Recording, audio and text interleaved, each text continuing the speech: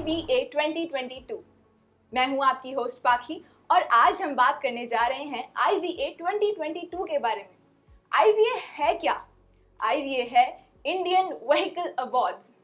Awards तो कई सारे आए, लेकिन इन अवार्ड्स में कुछ खास है। और हमारे अवार्ड्स की सबसे बड़ी खासियत है हमारी ज्यूरी, जिनमें शामिल हैं automobile experts, automobile journalist and auto influencers, सब कुछ एक ही अनबायस्ड प्लेटफॉर्म पर।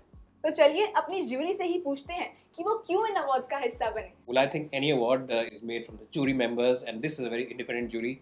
जितने भी यहाँ पे members सब independent हैं, और सबसे अच्छी बात यह है that we're all like-minded people, और सब ने गाड़ियाँ चलाई हैं, अलग-अलग तो चलाई है, लेकिन सबका जो analyze करने का तरीका होता है बड़ा similar होता है. So that's why I thought why not join the jury at IVA. IVA 2022। अब सवाल ये है कि इसमें क्यों जुड़े, क्यों करें इसके साथ।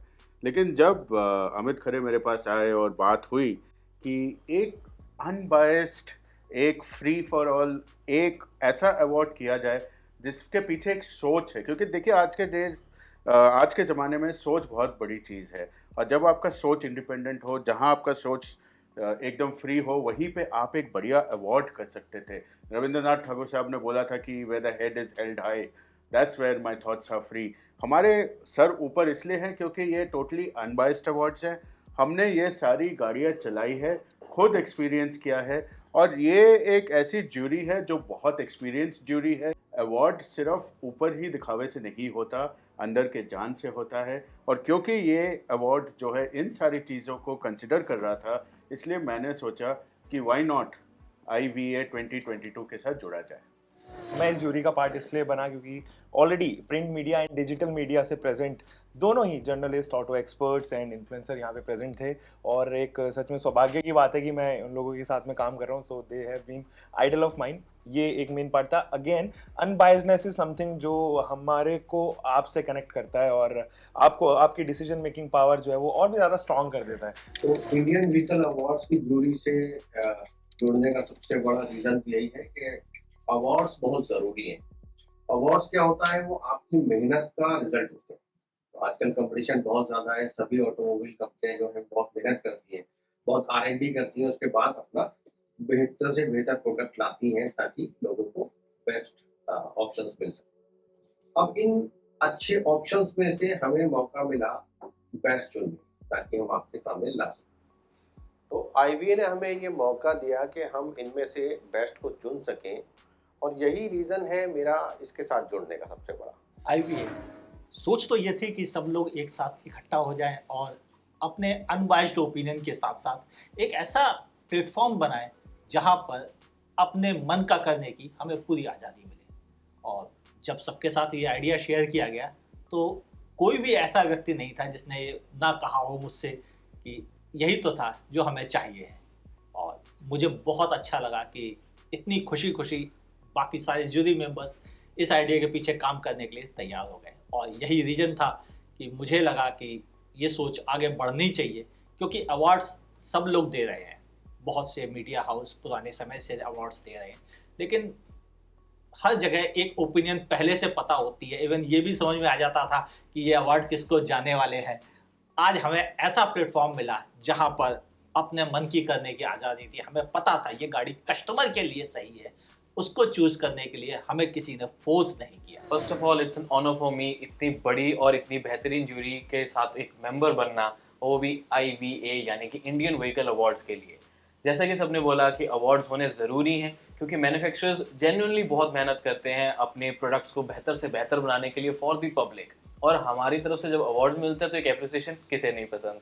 एंड साथ के साथ अगर हम देखें तो अनबायस्ड होने का एक सबसे बड़ा रीज़न है इस ज्यूरी मेंबर्स के साथ, इस ज्यूरी के साथ शामिल होने का, कि अनबायस्ड आप अपने दिल खोल कर आराम से अपने जो ओपिनियंस हैं, विनर्स हैं, या अपना आपको जो लगता है कि ये गाड़ी जीतनी चाहिए, वो भी कस्टमर्स के लिए स्पेसिफिकली, तो डेफिनेटली हम वो बेझिझक बोल सकते हैं। तो ये एक बहुत बड़ा रीज़न है इस ज्यूरी का हिस्सा बनने का। तो चलिए शुरुआत करते हैं अपनी पहली कैटेगरी से, जो कि है entry level hatchback. And the contenders R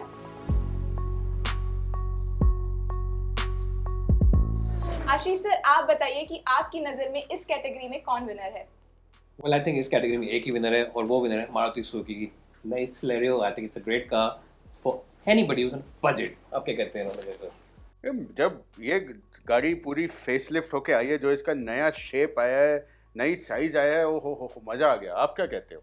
C जो इसके अंदर अभी इंजन आया वो मोर रिफाइंड हो गया, और माइलेज इज समथिंग जो मुझे लगता है कि अब बढ़ के आया है, and it is one of the most mileage, it is the best mileage giving car now, so Celerio is the only option. आप बताइए। सेलेरियो में बेस्ट पार्ट मुझे तो माइलेज के सबसे अच्छा तो माइलेज ही लगा। उसके अलावा जो इसमें एक और बहुत अच्छी चीज़ है जो सिर्फ फैमिली क्लास के लिए फेवरेट बनाती है, वो है इसमें स्पेस अब काफ़ी अच्छा मिल गया है और राइड कंफर्ट इसका काफ़ी अच्छा है। मेरी नज़र में सबसे बड़ी चीज़ थी कि एक इतनी छोटी small entry level hatchback car जिसमें स्टार्ट स्टॉप जैसी टेक्नोलॉजी शामिल कर दी गई, है ना कमाल की बात। यही वजह थी कि यह कार कुछ खास बन गई अपनी कीमत फीचर्स की वजह से। इस गाड़ी ने डेफिनेटली अपनी जगह काफ़ी अच्छी तरीके से बनाई है। मेरा आंसर भी सिलेरियो की तरफ ही जाता है, एंड कहीं ना कहीं इसके फीचर्स, इसके साइज, इसकी स्पेस और ऑफ कोर्स इसका डिज़ाइन काफ़ी बेहतरीन हो गया। और इसको एंट्री लेवल कहना पड़ रहा है क्योंकि साइज़ वैसा है, बट डेफिनेटली ये अपर मार्केट को भी कहीं ना कहीं लोगों को अट्रैक्ट करती है कि सिलेरियो भी चूज़ कर सकते हैं अब। Congratulations Maruti Suzuki Celerio for winning the IVA Entry Level Hatchback of the Year 2022। तो चलिए बढ़ते हैं अपनी अगली कैटेगरी की तरफ, जो कि है mid size SUV 2022, and the contenders are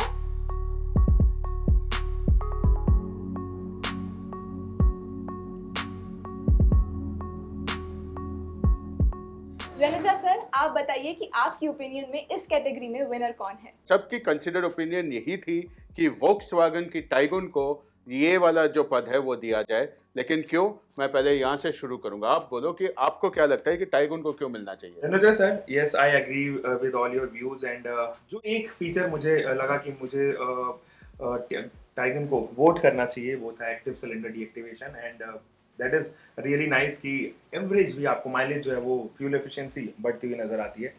ये रीजन मेरा रहेगा। खालिद? मुझे लगता है टाइगुन के लिए एक तो ये जो नया पैकेज एक पैकेज के रूप में बहुत बेहतर हुई है और इसमें फीचर्स काफ़ी अच्छे हैं, प्लस इसमें जो है आपका मतलब इसका जो डिज़ाइन है वो प्योर जर्मन कार का फील देता है, तो ये एक ओवरऑल पैकेज के रूप में मुझे अच्छी लगी गाड़ी। अमित? मुझे अच्छा लगा कंप्लीट पैकेज, ये बात बिल्कुल सही है। उसमें सबसे बड़ी चीज़ थी कि ये 1.5 लीटर एक्टिव सिलेंडर, साथ ही आपको मिल रहा है DSG का साथ, यानी सोने पे सुहागा। ऐसा कॉम्बिनेशन बहुत कम अवेलेबल है। ऋषभ? डेफिनेटली सर, मैं भी आपकी बात से एग्री करता हूँ। Taigun should be the winner. Basically Volkswagen के लिए प्लेटफॉर्म जो ये इंडिया के लिए लेके आए हैं ये, और ऑफ कोर्स आप सबके सारे points, active cylinder deactivation technology, चाहे DSG, अभी लिटरली फुल कंप्लीट एक पैकेज बन चुका है। Well, I think overall, not only the features but also the driver appeal, I think is the best car in this segment and at this price to drive. Congratulations Volkswagen Tiguan for winning the IVA Mid-size SUV of the Year 2022। तो चलिए बढ़ते हैं अपनी अगली category की तरफ, that is IVA Technology Car of the Year 2022, and the contenders are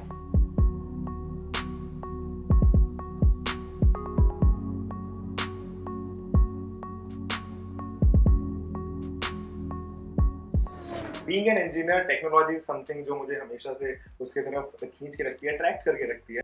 तो technology ना केवल किसी कार को ज़्यादा स्मार्ट बनाती है, बट आपकी लाइफ में होने वाली छोटी मोटी प्रॉब्लम जो है वो ईजी कर देती है। तो उस लिहाज से बहुत सारे कंटेंडर यहाँ पे हमने चूज किए थे, बट मेरा वोट एंड बाकी जूरी मेंबर्स का जो वोट, स्ट्रॉन्ग वोट है, वो MG एस्टर की तरफ ज़्यादा जाता है। और मैं सबसे पहले खालिद सर से पूछना चाहूँगा। MG एस्टर को हम लोगों ने इसलिए डिसाइड किया क्योंकि MG एस्टर की जो टेक्नोलॉजी एक तो बिल्कुल नई है, और इसको जब हमने चला के देखा तो ये हम काफ़ी यूज़ कर पा रहे हैं आपकी डेली लाइफ में, डेली कम्यूटिंग में इस टेक्नोलॉजी को हम यूज़ कर पा रहे हैं। ये बहुत इंपॉर्टेंट पॉइंट है इसका। अमित?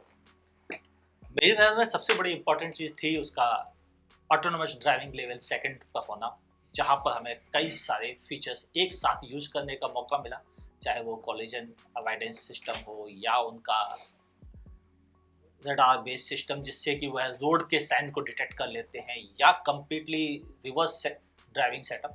इन सब ने बिल्कुल मनमोहित कर दिया, और यही वजह है। आश्तर, आप बताइए हर्षद, आप क्या सोचते हैं? डेफिनेटली सर, एस्टर को ही अवार्ड मेरी तरफ से भी जाता है। सबसे बड़ी चीज़ होती है एक्सक्लूसिव चीज़ देना, जो कि कहीं और अवेलेबल नहीं है। तो MG ने वो बहुत अच्छे तरीके से लेकर आए हैं सामने पब्लिक के लिए। एंड ऑफ कोर्स सेफ्टी, किसे नहीं पसंद अगर सेफ्टी में टेक्नोलॉजी यानी कि सॉफ्टवेयर और हार्डवेयर दोनों यूज़ हो रहे हैं, तो क्या ही कॉम्बिनेशन बनता है ये। तो आप बताएं आशीष सर, आपका क्या मानना है? वेल आई थिंक मेरे हिसाब से इस गाड़ी के अंदर दीपा मलिक की वॉइस यूज़ करी है वो बहुत ही बड़ा डिफरेंशिएटर है बाकी राइवल से। ये आए के साथ साथ दीपा मलिक की voice, I think that makes a big difference and I think that's why I give my vote. आप क्या कहते हो सर?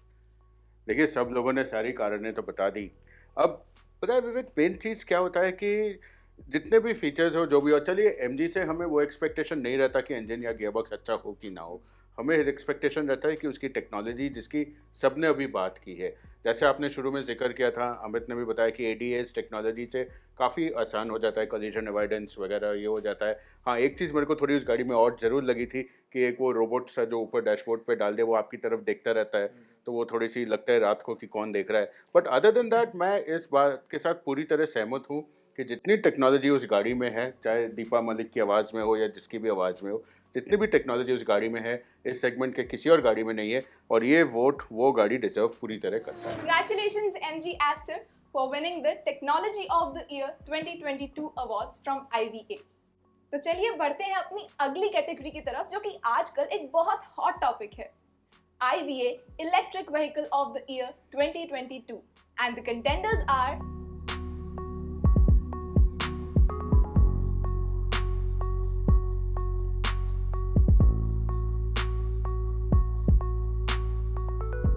खालिद सर, आप बताइए आपके ओपिनियन में इस कैटेगरी का विनर कौन है? इलेक्ट्रिक व्हीकल्स जैसा कि पहले हम सभी जान रहे हैं कि बहुत ही ज़्यादा पॉपुलर रहा। अगर हम ये कहें कि पिछला साल इलेक्ट्रिक व्हीकल्स के नाम रहा तो गलत नहीं होगा। अब इलेक्ट्रिक व्हीकल्स में कंपटीशन भी ज़्यादा था, लेकिन हम लोगों ने काफ़ी डिस्कस किया हमारी ज्यूरी ने, और जो अवार्ड दिया गया है वो है टाटा की टिगोर ईवी को। क्यों दिया गया है, इसके पीछे बहुत सारे कारण हो सकते हैं, तो मैं शुरुआत करूंगा अमित जी से। बताइए क्या कारण है? मेरी नज़र में सबसे बड़ा कारण यही था कि एक अफोर्डेबल इलेक्ट्रिक व्हीकल बहुत ज़रूरी है इंडियन माइंडसेट को बदलने के लिए, और यहाँ पर टाटा की तरफ से जो ये अप्रोच दी गई है कि एक अफोर्डेबल इलेक्ट्रिक व्हीकल दी जाए, वह ज़्यादा सटीक बैठी है। बाकी ऋषभ, आप क्या सोचते हैं, बताइए। मेरा अवार्ड भी सर टाटा टिगोर ईवी को ही जाता है। हालांकि कंटेंडर्स इसमें काफ़ी स्ट्रॉन्ग थे, बट टाटा टिगोर ईवी से ज़्यादा ये टाटा मोटर्स को अवार्ड है कि इस लेवल पर दो इलेक्ट्रिक व्हीकल्स देना फॉर द इंडियन मार्केट, जो कि ज़्यादा महंगे नहीं हैं, अफोर्डेबल हैं। एंड कहीं ना कहीं टिगोर ईवी उससे भी अफोर्डेबल, जो कि टाटा नेक्सॉन ईवी आती है, उससे भी अफोर्डेबल एक मार्केट में दे दी गई है। कमाल की बात है, इसीलिए टाटा टिगोर ईवी। अब आशीष सर, आप बताएं आप किसको अवार्ड देना चाहेंगे यहाँ पर और क्यों? वेल आई थिंक जो आपने बोला अफोर्डेबिलिटी की बात तो है, but the best point is कि जो ये गाड़ी है स्टेबल प्लेटफॉर्म में बनी है, सेफ प्लेटफॉर्म में बनी है। It's a very solid car, secure car, and that's another reason why this covers the award. तो आइए पूछते हैं रणवीर सर से वो क्या सोचते हैं। देखिए, ये मैं इस बारे में ऋषभ से बहुत सहमत हूँ कि टाटा को सच में एक अवार्ड वैसे ही देना चाहिए कि उन्होंने इस सेगमेंट को इतना पुश किया है। और जो टिगोर ईवी है वो एक अफोर्डेबल ईवी है, सेफ गाड़ी है, बैटरी प्लेसमेंट अच्छी है, मोटर अच्छी है, जिप अच्छी है, और एक रीजनेबल चार्ज टाइम और रेंज टाइम है। तो मेरे हिसाब से ये जो अवार्ड है ये टाटा रिचली डिजर्व करती है। आप बताओ। Sir definitely I agree with all your points, but मुझे ये भी लगता है कि टाटा नेक्सॉन ईवी के सक्सेसफुल होने के बाद में we Indians have actually have more faith on Tata electric products now, और ये ऑब्वियसली सेकंड या थर्ड प्रोबेबली प्रोडक्ट है टाटा की तरफ से जो इलेक्ट्रिक व्हीकल के तौर पे यहाँ पे दिया गया है। बजट फ्रेंडली है ये, और डेली कम्यूटर्स को काफ़ी सपोर्ट करेगा। उन लोग को जो रोज़ाना 80 से 90 किलोमीटर रोज चलते हैं, उनके लिए एक बहुत अच्छा ऑप्शन यहाँ पर मेरे को लगता है कि टाटा लेके आई है। तो this award totally Tata deserve करते हैं। Congratulations Tata Tigor EV for winning the IVA Electric Vehicle of the Year 2022. तो चलिए बढ़ते हैं अपनी अगली कैटेगरी की तरफ जो कि है Viewers Choice of the Year 2022 and the contenders are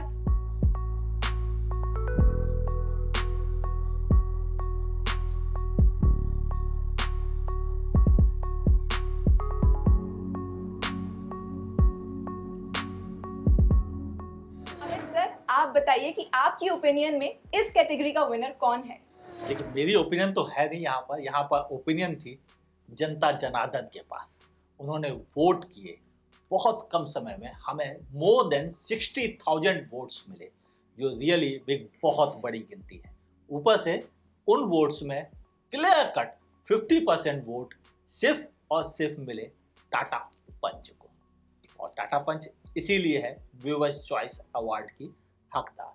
लेकिन व्यूअर्स ने क्यों वोट किए ये समझते हैं सभी ज्यूरी मेंबर से। ऋषभ, आपकी ओपिनियन क्या है? सर डेफिनेटली काफ़ी अच्छे हमें वोट्स मिले हैं ओवरऑल, एंड टाटा पंच को काफ़ी अच्छे नंबर से विनर हमने यहाँ पर कंसिडर किया है। मुझे लगता है पब्लिक ने इसको ज़्यादा इसलिए लिया बिकॉज ये एक अफोर्डेबल व्हीकल है और ज़्यादातर पब्लिक अफोर्डेबल व्हीकल की तरफ जाती है एंड उनके लिए ईजी है एक इस गाड़ी को परचेज करना। तो जहाँ आसान आपको चीज़ मिल जाती है तो वहाँ हर कोई जाना पसंद करता है। तो टाटा पंच clear winner.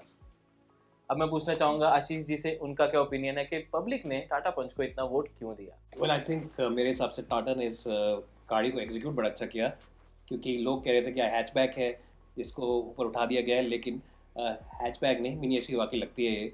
So I think because of the execution इस गाड़ी को अवार्ड मिला, लोगों ने इतना पसंद किया है। और जैसा आप सब जानते हैं बाहर से बिल्कुल हैरियर की तरह ही लगती है, so that's why I think it got the award. Anyways let's ask Ranveer sir कि क्यों इस गाड़ी को अवार्ड मिला। जैसा भी बात हो रहा था, टाटा पंच के जितने भी गुण हो, ये बहुत क्लियरली साबित हो गया है कि हमारे व्यूअर्स ने ज़्यादातर इस गाड़ी को वोट दिया है। 50% ऑफ 60,000 वोट्स कोई छोटा अंक नहीं है। इसका मतलब ये है कि इस गाड़ी में उतने ही गुण हैं, उतने में ही गुड पॉइंट्स हैं जो इस गाड़ी को डियर बनाती है पब्लिक के लिए। और मेरे हिसाब से एक बहुत एक well deserved viewers choice of the year गाड़ी बनती है। आप बताओ। सर डेफिनेटली जो कुछ एंट्रीज थी इस सेगमेंट में वो ऑलरेडी आउटडेटेड हो गए थे। सो बहुत ज़्यादा ऑप्शंस एक्चुअली यहाँ पे सिटीजन्स के लिए, इंडियन सिटीजन्स के लिए नहीं था ऑप्शन।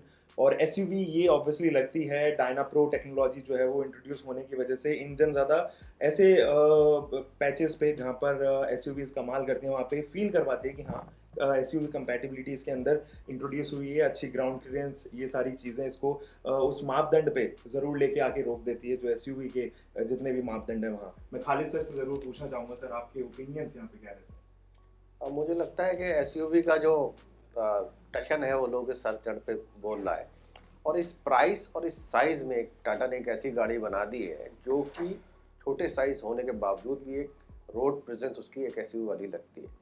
तो लोगों का जो एसयूवी का टशन पूरा करने का इसमें दम है वो इसने पूरा कर दिया, इसीलिए ये लोगों की पसंदीदा कार बन गई। Congratulations Tata Punch for winning the hearts of Indian public. तो चलिए बढ़ते हैं उस कैटेगरी की तरफ जिसका आपको बेसब्री से इंतजार था, IVA Car of the Year 2022. And the contenders are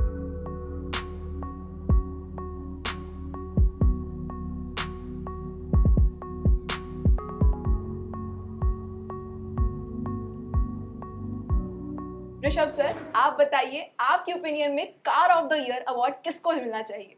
इस कैटेगरी में हम सबने मिलकर डिसाइड किया है महिंद्रा XUV 700, क्योंकि इसमें बहुत ज़्यादा आपको रीजंस मिल जाते हैं। पहले मैं पूछना चाहूँगा मिस्टर आशीष जी से कि इनका ओपिनियन क्या है कि कौन से रीजंस इस गाड़ी को बनाते हैं car of the year. Well जैसा ऋषभ ने बताया बहुत सारे रीजंस है, बट मेरे हिसाब से one of the biggest reasons is the looks. बाहर से इसकी रोड प्रेजेंस, इसका design, I think it's a very good looking SUV और प्रॉपर एक माचो एसयूवी लगती है। एनीवेज बाकी हम जानते हैं रॉन सर से। मैं आपके साथ आशीष एकदम सहमत हूँ। लुक्स में जो मेरे को सबसे अपील किया वो था इसका रेयर हैच, जो कि कंपोजिट मटेरियल से बना हुआ है। मेरे ख्याल से ये एक नया डायरेक्शन है इंडियन ऑटोमोटिव इंडस्ट्री का। प्लस और भी इसमें चीज़ें, इसमें टेक भी बहुत है। In fact tech car of the year के आपको याद होगा, आपने देखा होगा कि उसमें भी एक कंटेंडर था। तो मेरे हिसाब से इसका टेक भी काफ़ी बड़ा हुआ है और काफ़ी यूज़फुल है। बट हाँ, कंपोजिट्स यूज़ करने के लिए मेरे हिसाब से ये गाड़ी पूरे नंबर डिजर्व करती है।